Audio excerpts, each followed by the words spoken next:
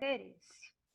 Muito bem, vamos trabalhar então a questão do tratamento de amostras, Tchau, tá dando tchau pra perto? focando amostras de ar, de solo e ou minerais e de água, ou de água, né? Bom, pessoal, preparar a amostra significa simplesmente eu homogeneizar, tratar a minha amostra bruta de forma que ela fique propícia para a análise que eu vou fazer. Então, a gente acaba tendo procedimentos diferentes e esses procedimentos, até a gente consegue dar uma generalizada, alguns tratamentos que são básicos, que vários ou praticamente todos os tipos de amostras vão ter que passar por eles, mas a gente vai perceber que tratamentos específicos, que preparos específicos vão ter necessidade de ser utilizados cada vez que a gente já tiver, que a gente tiver ali definido a análise que a gente vai usar, o procedimento de análise que vai ser utilizado, né? No geral, o que é importante a gente ter foco quando se pensa em preparar a amostra? Eu conseguir obter daquela amostra o melhor resultado no menor espaço de tempo, mínima contaminação. O ideal é que essa contaminação nem existisse. Vamos lembrar que contaminante pode interferir no meu resultado, né? É sempre importante, não só como princípio da química verde, mas também como uma questão de economia, minimizar o consumo de reagentes e de geração de resíduos. Então, esses são os 4 pontos extremamente importantes de se observar em qualquer situação de preparo de amostras. Bom, generalizando aqui, nós temos então, para preparar amostras, operações prévias, dissolução ou decomposição da amostra, né? Aqui dentro dessa dissolução ou decomposição é onde a gente vai trabalhar a questão de esporoanalítico, que a gente chama de abertura de amostra. Separação dos constituintes, vou deixar liberado para reagir, para participar do processo reacional, só os meus analistas de interesse. E vou eliminar ou deixar inertes os interferentes. E às vezes, principalmente no caso das amostras ambientais, o nosso analito tem uma concentração muito baixa, tem muito pouco. Eu tenho uma quantidade de analito muito pequena. Então, eu vou ter procedimentos que permitem que eu concentre esse analito a fim de fazer uma determinação com mais exatidão, mais precisão. Quanto menos concentrado é um analito que a gente quer determinar, mais importância vai ter qualquer erro de análise que for associado. Lembra que a gente estava fazendo cálculo de erro, faz as médias, desvio. Então, quanto menorzinha for essa concentração, por menor que eu tenha o resultado ali do meu cálculo estatístico como erro, ele vai ter uma influência grande naquela concentração que já é pequena. Por isso, a gente lança mão dessa possibilidade, que é concentrar o analito. Bom, o que são essas operações prévias? Nós vamos falar de algumas. Quase sempre são procedimentos que não envolvem reação química, então são apenas procedimentos físicos. Algumas vezes a gente consegue fazer a análise direta do sólido, eu não preciso fazer um tratamento específico nesse sólido. O exemplo que eu coloquei ali quando a gente trabalha com espectrometria de fluorescência de raio-x, eu vou simplesmente utilizar o meu sólido sem dissolver, sem fazer uma lavagem, né? O máximo que a gente, em geral, faz para estar colocando no raio-x é uma prensagem. Isso para amostras mais simples, né? Alguns casos a gente vai ter a necessidade de promover a lavagem dessa amostra com o objetivo de retirar resíduos que possam ter vindo junto com ela no local de coleta.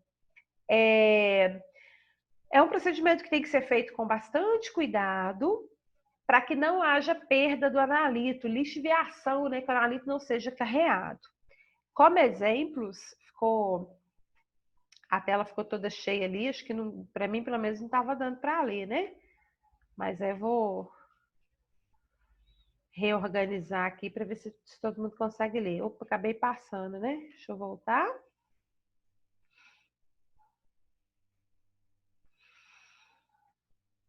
Tá, não ficou muito bem colocado. Eu vou tentar melhorar esse slide aqui, na questão do espaço mesmo que ele está ocupando. Acho que eu consigo se eu fizer isso, né? Pronto, já deu uma melhoradinha.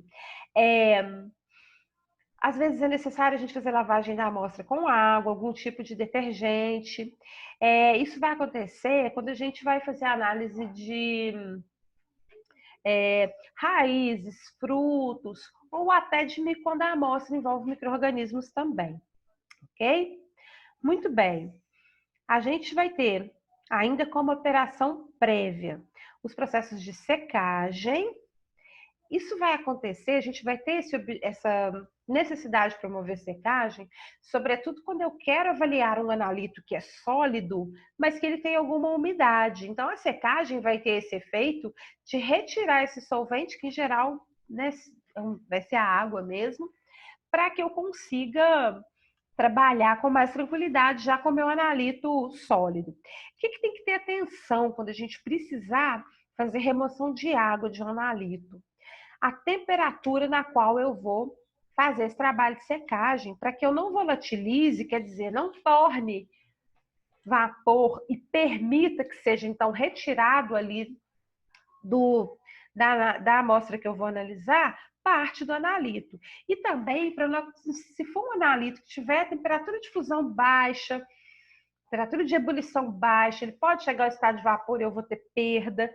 E tem analito que se decompõe a altas temperaturas. Então, a questão da temperatura é um fator extremamente importante nos processos de secagem. Nesse processo, a gente utiliza estufa, tem um aparelhinho chamado liofilizador.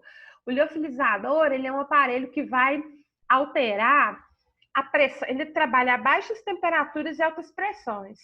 Então, gente, para vocês terem uma ideia, o liofilizador ele é usado para fazer tanto a secagem, sabe igual a gente tem uva passa, banana passa.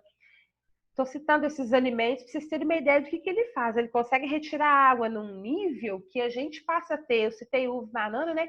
A fruta totalmente ressecada, né? E dependendo de como a gente opera, ele serve para a gente estar fazendo também a pulverização, transformando em pó determinadas matrizes, tá bom?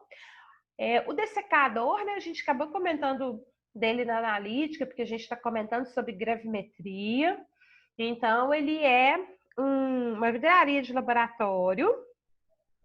Tem ali na parte inferior, né, a gente tem uma separaçãozinha que acontece com o material, em geral, é um polímero, algum tipo de plástico. Ali embaixo a gente coloca é comum a gente colocar um secante, se não houver interferência desse secante na amostra, mas em geral não há, né? A gente usa bastante cloreto de cálcio aí como secante no dessecador. E ele vai ter uma pressão para aquela tampa ser acondicionada, para que não fique acontecendo troca gasosa com o exterior, para que aconteça somente a retirada de água mesmo. Bom? Como exemplo, é importante fazer esse processo, dependendo do que for ser analisado, dependendo de qual que é o meu analito de interesse. É importante realizar esse processo de secagem em amostra de sólidos e sedimentos.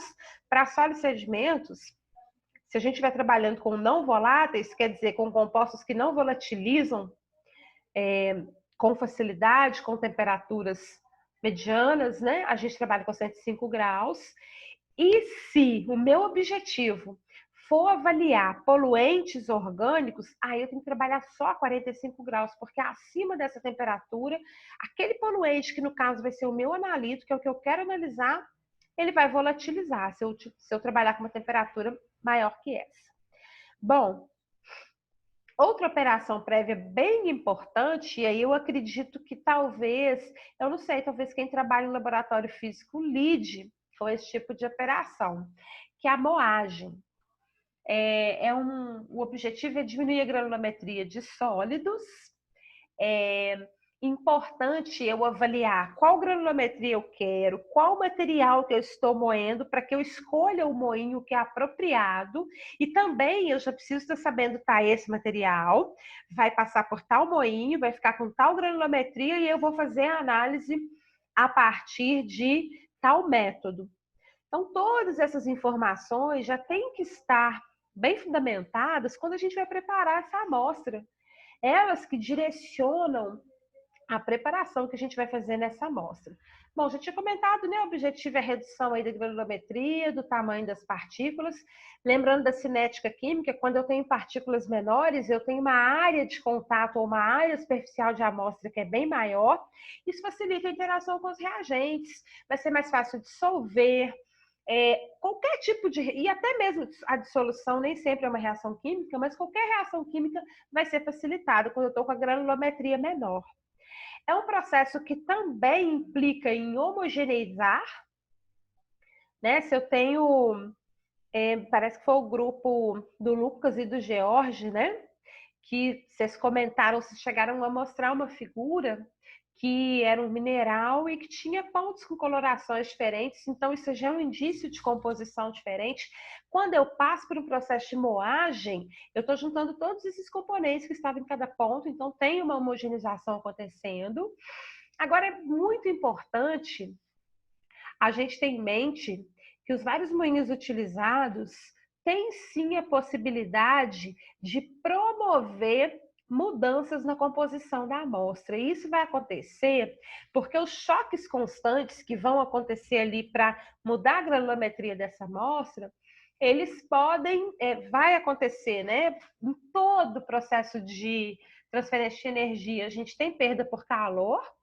Então, se tiver algum componente ali que é sensível ao calor, ele vai ser alterado, vai ter sua composição alterada, e pode acontecer também a oxidação, que é a mudança do NOx do elemento, né? A transferência de elétrons entre os componentes que agora homogêneos, nesse processo de homogeneização, vão estar com um contato mais estreito. Bom, aqui a gente, foi uma forma de exemplificar, né, alguns moinhos. E por que a gente usa um e não o outro? Como é que eu faço para selecionar o moinho que eu vou utilizar para minha amostra? A seleção do moinho está intimamente relacionada com a granulometria que eu desejo que aquela amostra apresente para análise. Então, se eu precisar de uma amostra que fique em torno de 5 milímetros, gente, eu sei que 5 milímetros é pouquinho, mas para a amostra sólida em análise é considerado moagem grosseira, 5 milímetros é muito. Então, a gente usa o moinho de facas, que esse primeiro aqui, ele vai ter capacidade de operar de forma que eu tenha ali grãos da minha amostra. Aqui, quando a gente está falando de moinhos, a gente está bem assim, pensando nas amostras minerais mesmo, né? Eu acho que os meninos que trabalharam, que falaram da análise de minerais, até comentaram isso. E tomara que eu não esteja entrando muito no trabalho dos meninos de amanhã, né? Que é o Marlon, o Lucas e o Huber.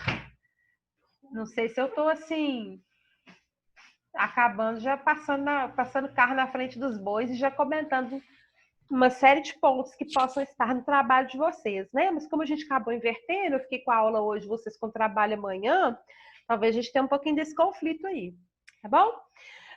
Gente, olha quando eu preciso da moagem fina, 63 micrômetros. Lembra que esse micro aqui é 10 a menos 6. Então, é 63 vezes 10 a menos 6 metros. Eu já estou pensando numa pulverização, num tamanho de grão que é bem pequeno. Nesse caso, a gente usa homofariza. A homofariza é como que a gente tem lá no laboratório mesmo, né? A gente no laboratório, a gente tem homofariza de porcelana, mas é mais comum a gente trabalhar com homofariz de ágata.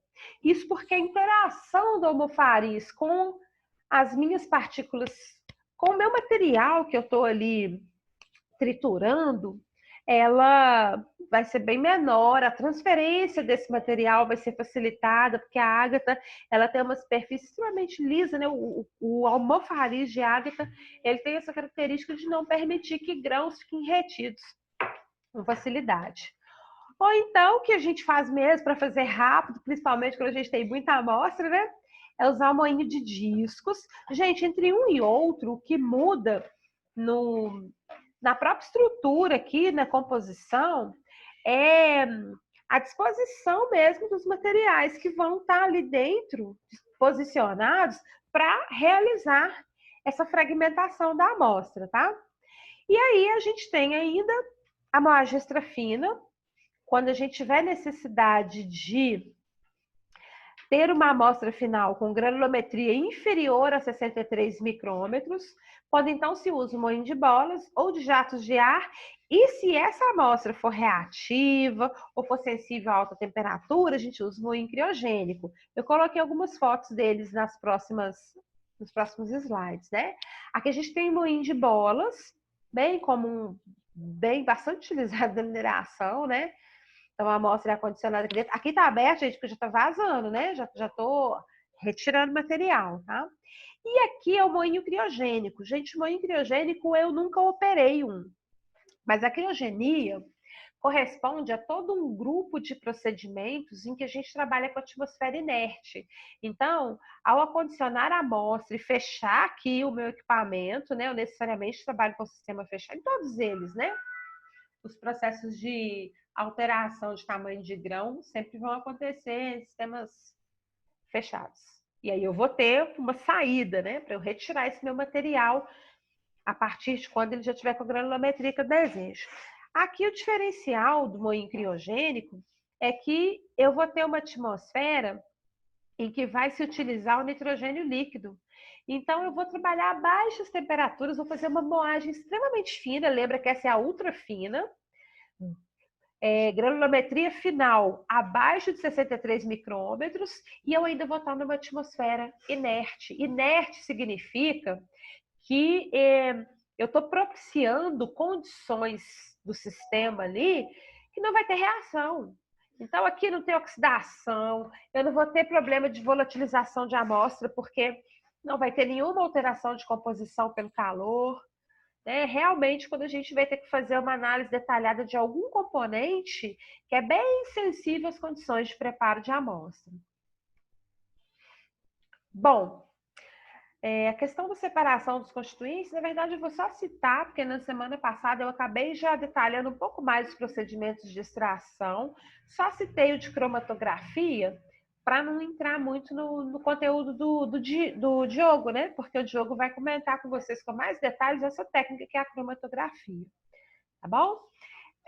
A gente realiza separação dos constituintes, a gente trabalha com procedimentos para separar constituintes antes da análise, quase sempre para concentrar o analito ou para eliminar interferente. Então, esses são os meus dois objetivos quando eu realizo algum processo que tem o objetivo de separar ali os constituintes da minha amostra bruta. As principais técnicas utilizadas, a extração líquida, que a gente comentou a semana passada, pode acontecer a partir de refluxo. A gente tem os sosqueletes, né, que são, na verdade, extrações contínuas, quando tem um analito com concentração muito baixa. A extração em fase sólida, a gente usa esse material chamado SPE, né? A cromatografia em coluna, eu lembro que eu cheguei a comentar também, né? A gente tem colunas abertas, a gente tem grandes tubos de vidro que são preenchidos com material, muitas vezes sílica ou semelhante. Então, eu preciso fazer com que a coluna esteja bem preenchida, não fique buraquinho ali no preenchimento da coluna. E aí eu vou passar ali a minha amostra, que tem que estar em solução, e a partir da interação que os constituintes fizerem com o material que eu preenchi a coluna, alguns vão ser percolados, vão passar pela coluna, outros vão ficar retidos. O solvente que eu utilizar nessa coluna também me dá essa condição de controlar o que eu quero recolher e analisar, o que eu posso até usar para limpar a coluna, mas não é meu interesse de análise, né? Além da destilação, que a gente sabe que é uma técnica de separação de misturas quando eu tenho uma solução em que os componentes têm diferentes temperaturas de ebulição. E a vaporização é quando eu quero que na verdade, eu quero que um volatilize, um se transforme em vapor e o outro fique, para que eu continue com a minha análise. Muito bem, pessoal. Vamos começar a falar da abertura de amostras. Após a abertura de amostras, o que tem nesses slides são comentários sobre digestão. Eu prefiro hoje me ater apenas à abertura de amostras, porque como eu já acabei comentando outras técnicas de preparo, né, a gente limita um pouquinho os conceitos aí de uma aula. Bom, esse termo que a gente fala abertura, abrir a amostra, falando grosseiramente, é liberar o analito. Quando eu tenho amostras que são muito complexas, que tem uma quantidade muito grande de componentes, mas no meu interesse de análise são apenas alguns, e ainda que fossem vários, a gente não tem procedimento de análise que consiga analisar tudo de uma vez. A gente, em geral, vai usar, tem até procedimentos extremamente robustos, que conseguem me dar resposta a vários analitos, mas até nos equipamentos eu preciso estar operando com uma curva, com uma programação para determinar primeiro o analito X, depois o outro. Existem até possibilidades de terminar mais de um, mas é raro, né? E esses analitos, nas amostras que são muito complexas, eles não estão liberados, eles estão associados aos outros componentes da minha amostra bruta. Então, a gente realiza esses procedimentos que dizem que tem o foco, que tem o objetivo de liberar, de deixar o analito exposto para análise. E o termo geral que a gente usa para esses procedimentos é abertura de amostra. Bom, vou falar de duas principais agora, pelo menos. Duas formas principais. Na verdade, quando é abertura, a gente fala fusão e combustão. Quando é digestão, no dia a dia do laboratório a gente fala abertura também, mas na teoria é visto separado, tá bom? Muito bem. O que é esse método de fusão? Aqui tem uma figura que mostra uma mufla, e dentro dessa mufla a gente tem cadinhos. É isso, então? Qual que é essa situação aqui? Eu pretendo que alguns elementos sejam fundidos e posteriormente vaporizados e que fique aqui no cadinho as substâncias que contêm o analito que eu quero determinar. Então, essa abertura dessa amostra, essa exposição do analito por fusão, envolve esse procedimento. Nos slides seguintes eu descrevi com mais detalhes, né, em frases, isso aí. Bom, a gente chama de fusão as situações em que a gente vai estar promovendo, então, a separação de materiais inorgânicos. Presta bastante atenção nesses detalhes para a gente diferenciar os métodos de abertura de amostra. Material inorgânico, o processo é fusão. A gente trabalha, então, fusão, né? Em geral, com forno mufla. Então, vou estar trabalhando com uma temperatura alta, em torno de 400 a 500 graus. E eu vou estar utilizando, então, como recipiente, né? Até porque a essa temperatura eu preciso de um recipiente adequado que consiga suportar essa temperatura. Os cadinhos. A gente tem cadinho de porcelana, normalmente, né? De porcelana ou de platina. Gente, platina é muito caro, muito caro. Pra vocês terem uma ideia, a gente não ouve comumente qual que é a cotação da platina, mas o grama da platina é mais caro que o grama de ouro. Então, um cadinho de platina é um instrumento de laboratório muito caro. Então, a gente vai acondicionar dentro desse cadinho a amostra, vai levá-la a uma mufla, deixar por o espaço de tempo que o procedimento me determinar e também na temperatura que o procedimento me determinar. E aí, uma coisa que é interessante, a gente acrescenta um fundente. O fundente é uma substância que é acrescentada à minha amostra com o objetivo de, pela interação com alguns de seus componentes, diminuir a temperatura com a qual esses componentes vão vaporizar. Né? Fundente é utilizado também, a gente sabe, na produção de alumínio, porque é um gasto energético absurdo esse tipo de produção. Quando eu coloco o fundente, eu diminuo a temperatura com a qual eu posso operar. Então, o fundente tem esse objetivo de provocar a saída a partir dessa queima dos componentes que não são de meu interesse, a uma temperatura mais baixa do que eu necessitaria se eu tivesse simplesmente com a amostra bruta. Por que que a gente quer tirar alguns componentes? Quando a gente realiza abertura de amostra por fusão, aqueles componentes que a gente não quer que esteja, porque eles não são de interesse na nossa determinação. Ok? Bom, os fundentes comumente usados, eles são bases, né, ou hidróxidos, carbonatos e boratos. Então, quer dizer que eu tenho sais do tipo carbonato e borato, né? Sais que tem o CO3, boratos são sais de boro, ou então os hidróxidos, que são as bases. Bom, acondicionei minha amostra no cadinho, acrescentei o fundente, as quantidades têm que ser proporcionais. Lembra, gente, que isso é reação, tem estequiometria. Então, ali no meu procedimento, é importantíssimo seguir no formato como ele for apresentado, para eu estar mantendo esse padrão aí, da relação de quantidades que a estequiometria me exige. Mas no final, depois que a fusão já aconteceu, o que vai, o resíduo, o resíduo não, na verdade, o que fica ali, né? O material que fica, que é o que é o meu, contém o meu analito, vão ser em geral óxidos ou carbonatos, e vão ser materiais que eu vou conseguir dissolver em água. Se não for possível dissolver em água, pelo menos numa solução ácida. Então, olha, solução ácida. De qualquer forma, vai ter algum percentual de água, né? Vai ser necessário aí para fazer a dissolução. Bom, a gente trabalha com fusão de uma maneira geral quando a gente quer determinar algum componente que está numa concentração alta ali na minha matriz e que é um componente, quase sempre é quando é o componente principal ali daquela amostra bruta, tá? É muito comum ser utilizado, então, para amostras geológicas, que não são fáceis a gente dissolver. Gente, minério de ferro não é fácil de dissolver, não.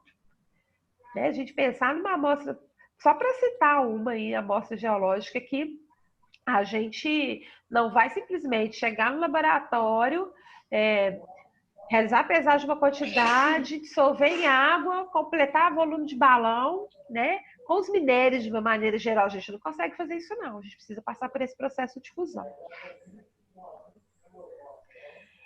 Bom, o outro processo de abertura de amostra que estava citado é a combustão. Então, olha o detalhezinho que diferencia da fusão.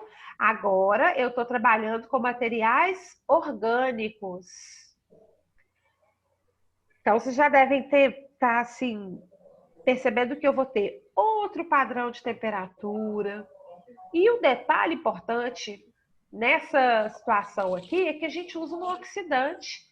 Mas esse oxidante, ele não tem que vir de nenhum reagente que eu vou adicionar na amostra, não. Lembra que lá na fusão, para eu conseguir trabalhar com uma temperatura menor, ter um gasto energético menor, a gente colocava fundente. Aqui o próprio oxigênio do ar vai agir como oxidante do meu material orgânico, né? Quando a gente tem uma amostra que está com muitos componentes e desses componentes vários a gente quer analisar e tem algum que é volátil, que volatiliza com facilidade, é comum a gente adicionar algum reagente, né? O que está citado aqui como principal, nitrato de magnésio, que vai conseguir reagir com materiais voláteis como arsênio, mercúrio e chumbo. Esse exemplo está citado aqui porque é muito comum a gente precisar fazer determinação desses componentes e se a gente colocar isso para aquecer, mesmo com oxigênio, né? A gente até pode utilizar muflex também, mas quase sempre, bom, pelo menos das vezes em que eu trabalhei com esse tipo de abertura, foi em micro-ondas, né? Eu vou comentar como que é diferente um pouquinho a técnica ali.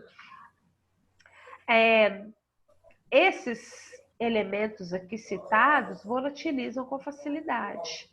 Então, quando eles se associam ao magnésio, eles vão formar compostos. Eu vou ter uma mudança na volatilidade desse elemento, porque eu deixei de tê-lo lá na minha matriz da amostra e passei a tê-lo associado aqui ao nitrato de magnésio, formando substâncias com esse nitrato de magnésio. E aí eu evito que eles sejam perdidos. Pode-se sim realizar combustão em mufla, desde que eu não tenha voláteis presentes, assim, que sejam o foco da minha análise, que sejam, não façam parte dos meus analitos. Mais comum a gente trabalhar com micro-ondas, e existem esses frascos de combustão de oxigênio, que são frascos que eram utilizados no forno mufla, né? Mas hoje em dia é menos comum a gente trabalhar com eles. Bom, qualquer que seja o processo, na mufla, no micro-ondas, o que vai resultar lá para mim, o que ficou de inorgânico lá, eu vou chamar de cinza. Essa cinza, na verdade, são óxidos, ou silicatos ou fosfatos, ou ocasionalmente a gente pode ter sulfatos também. Como a gente estava lá a partir de uma matriz orgânica, passou pela adição, às vezes, de um sal, quase sempre a gente vai ter esses analitos aqui presentes já como resultado da queima, como compostos que não são solúveis em água. Ok? Então, vou ter que solubilizá-lo em ácidos diluídos. Bom, aqui eu coloquei a gente fala reator fotoquímico. Ele é utilizado para processo de combustão, tá, pessoal? Combustão e fusão são processos quando a gente tem bastante quantidade de amostra, mas que, se eu fosse só dissolver essa amostra, eu ia gastar muita quantidade de ácido. A partir de quando eu passo por esse procedimento, eu consigo trabalhar com pequenos volumes de ácido, né? Bom, deixa eu falar um pouquinho desse frasco aqui, né? Aqui já veio o termo digestão, mas ainda estamos trabalhando a questão da combustão. Esse termo digestão, gente, é utilizado dentro como uma linguagem técnica todas as vezes que a gente estiver trabalhando com um material que seja orgânico. É comum utilizar o termo digestão. Bom, o aquecimento desses frascos, então, é feito a partir da radiação na frequência, no comprimento de onda das chamadas micro-ondas. Então, quer dizer que eu vou ter agitação, vou promover uma agitação das partículas que estiverem aqui dentro. Vejam que isso aqui é um frasco, são frascos concêntricos. Ó. Eu tenho um frasco externo e um interno. A amostra vai ficar aqui dentro do interno. Ok? Entre esses frascos, o que a gente vai ter aqui é vapor de mercúrio. Ok? Lembra que o mercúrio volatiliza fácil. Se ele volatiliza fácil, eu vou estar agitando as partículas do mercúrio. E aí, né, essa energia vai estar sendo repassada para a minha amostra aqui dentro. Pessoal, digestão, eu não gostaria de começar a comentar hoje para não ficar com conteúdo picado, fragmentado, tá bom? Então, sobre digestão, eu comento na aula de amanhã. Amanhã não sei, na verdade, porque a gente tem grupo para apresentar, né? Mas aí fica sendo, então, o tema da nossa próxima aula. Ok? Deixa eu ver aqui que eu venho. Beleza.